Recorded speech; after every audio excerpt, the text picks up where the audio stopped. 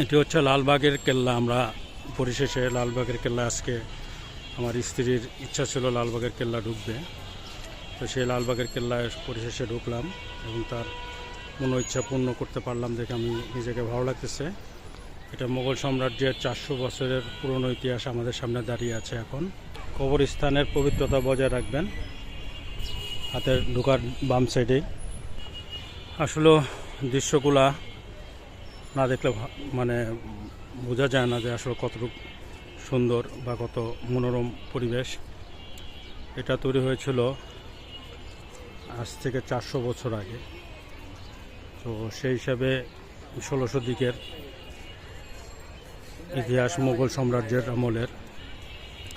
তো শায়েস্তা খানের নির্মিত এই দুর্গ, তো সে তৈরি করতে করতে একসময় তার মেয়ে পরী বেগম মৃত্যুবরণ করার পরে এক পর্যায়ে সে এই লালবাগের কেল্লা কার্য বন্ধ করে দেয়। তাদের ভিতরে একটা কুসংস্কার দেখা দেয়, সেটা হচ্ছিল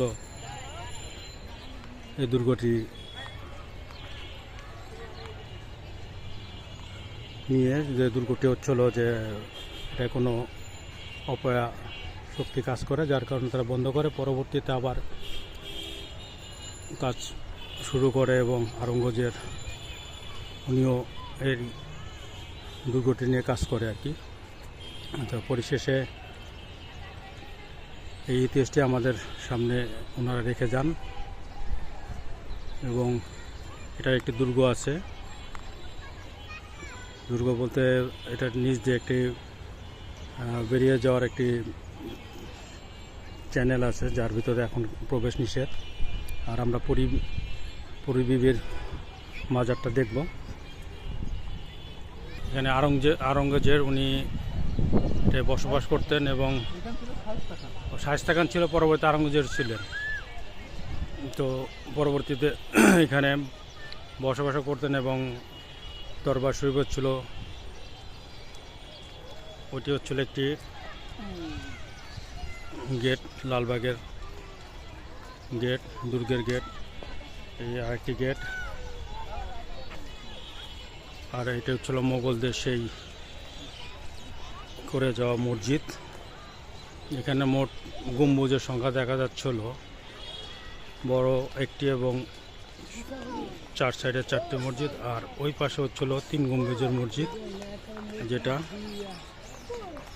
মোগলের সাম্রাজ্যের ইতিহাস বহন করতেছে। ওটা হয়তো সংস্কারের কাজ চলতেছে।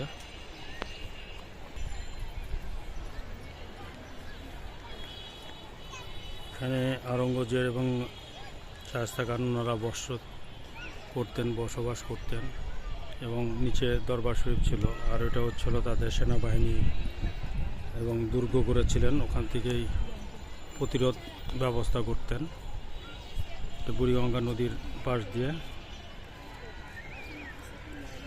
আসলে দৃশ্যটা খুব মনোরম, খুব ভালো লাগতেছে। সবাই মোটামুটি ঈদের মতো মনে হচ্ছে, চারিদিকে সব বাচ্চারা খেলাধুলা করতেছে, ঘুরতেছে, খুব সুন্দর।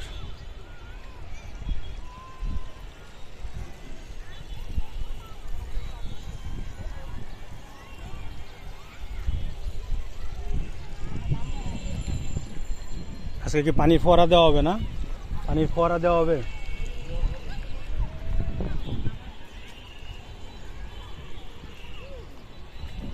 সন্ধ্যার পরে হয়তো পানির ফোয়ারাটা দিবে, বিশেষ বিশেষ দিনে, ছুটির দিনগুলোতে ওনারা পানির ফোয়ারা দেয়।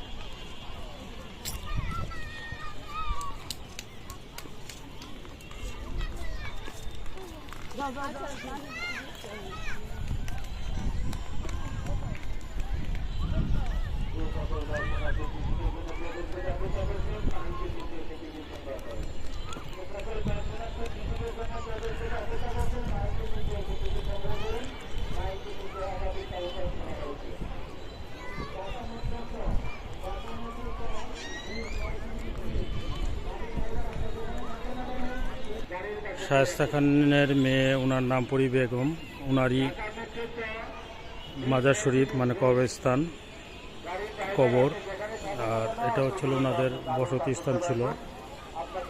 আর তার পিছে হচ্ছিল 3 গম্বুজ বিশিষ্ট মোগলদের প্রতিনিধি করতেছে কালের সাক্ষী 3 গম্বুজ মসজিদ।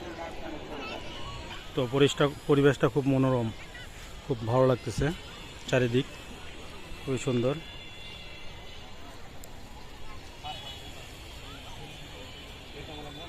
তো বন্ধুরা, ভিতরকার সিনারি এইটুকুই, এই পর্যন্তই। তবে আমি পরবর্তী একটা ভিডিও করব যেটা মূল স্থপত্যগুলো নিয়ে।